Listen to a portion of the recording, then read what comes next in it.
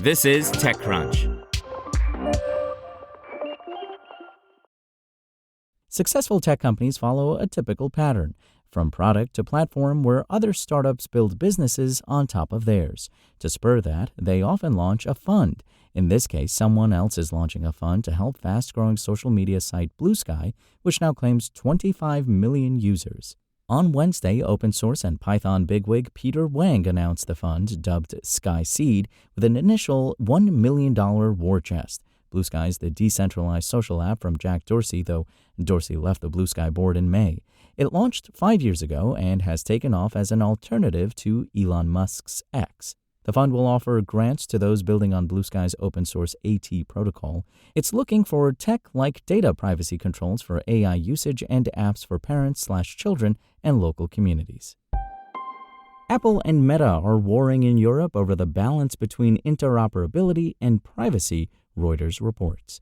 The fight focuses on the European Union's Digital Markets Act, DMA, a competition regulation that requires designated gatekeepers, including Apple and Meta, not to restrict rivals' access to core platform services.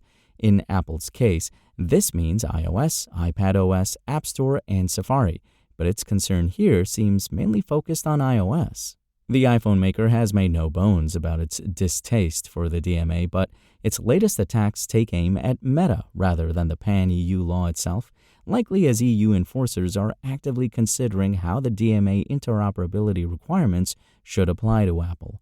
On Wednesday, Apple revealed that Meta has made more interoperability requests, 15, than any other company, suggesting it's seeking far-reaching access that could be bad for users' privacy and security. Were it to grant all the requests, Apple warned that Meta's apps, Facebook, Instagram, Messenger, Threads, and WhatsApp, could allow Meta to read on a user's device all of their messages and emails, see every phone call they make or receive, track every app that they use, scan all of their photos, look at their files and calendar events, log all of their passwords, and more. The social media giant hit back by accusing Apple of concocting privacy excuses, quote, that have no basis in reality, unquote, to try to thwart access. The Environmental Protection Agency announced today that it will allow California to ban most sales of new gas and diesel-powered cars and light trucks starting in 2035. California has long been able to set its own emissions standards under the Clean Air Act, provided they are more stringent than federal regulations. Under that authority, the state announced in 2022 a plan to phase out fossil fuel cars in stages, culminating with the ban in 2035. California's phase-out would begin in 2026, when the state will require 35% of automakers' sales to be zero-emissions vehicles, ZEV, either electric or hydrogen. In the third quarter of this year, ZEV market share was 26.4%. Then, 68% of new cars would have to be zero emissions by 2030 and 100% by 2035. Plug-in hybrids could make up to 20% of sales, provided they have a range of 50 miles or more. However, the Biden administration's decision is certain to be reversed by the incoming Trump administration. The last Trump administration rescinded California's waiver in 2019, though the EPA under Biden restored it 3 years later after 23 states sued the federal government. Apart from California, 16 states and the District of Columbia have adopted some form of California's emission standards, and most of them have a plan to phase out gas-powered cars. Revoking the standards once more would require more than the stroke of a pen. It took the previous Trump administration 18 months to axe the waiver. Automakers have wavered on the waiver. Many have agreed to recognize California's authority in the area, agreeing to limit emissions and wind down sales of fossil fuel vehicles in the state. Many have agreed to recognize California's authority in the area, agreeing to limit emissions and wind down sales of fossil fuel vehicles in the state, but they have also asked for more time and have pressed the Trump administration to intervene. We expect President Trump will revoke the waiver in 2025, John Bozzella, CEO of Alliance for Automotive Innovation, said in a statement.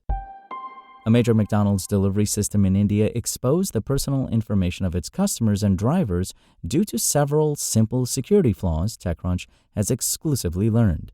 The flaws, discovered by traceable AI security researcher Eaton Zvir, were found in the APIs of the delivery system associated with McDonald's India, West and South, which is owned by Hardcastle Restaurants. Zvir exclusively told TechCrunch that bugs in the company's delivery system, McDelivery, meant anyone could access, hijack, redirect, or real-time track orders or make legitimate orders for 1 cent by interacting with the company's API, which apps and websites use for placing orders and tracking. This is because the API wasn't properly checking to make sure the person making requests was allowed to make requests. The bugs also allowed access to invoices and provided the ability to submit feedback for customer orders. The security flaws exposed McDelivery customer full names, email addresses, and phone numbers of McDonald's India West and South customers, and exposed access to vehicle numbers, profile pictures, and tracked the real-time location of the restaurant chain's drivers delivering orders. In a since-published blog post, Zvir found the vulnerabilities and reported them to the restaurant chain in July. They were fixed in late September per the researcher. McDonald's India told TechCrunch that a thorough verification of systems and logs showed the flaws did not result in a breach of its customer data. We conduct regular audits and assessments to continuously strengthen our security measures and have all the necessary enhancements implemented, ensuring all our systems are up to date and secure, Sulakshna Mukherjee, a spokesperson at McDonald's India West and South, said in a statement emailed to TechCrunch. McDonald's India did not disclose the number of customers whose information may have been exposed by the bugs.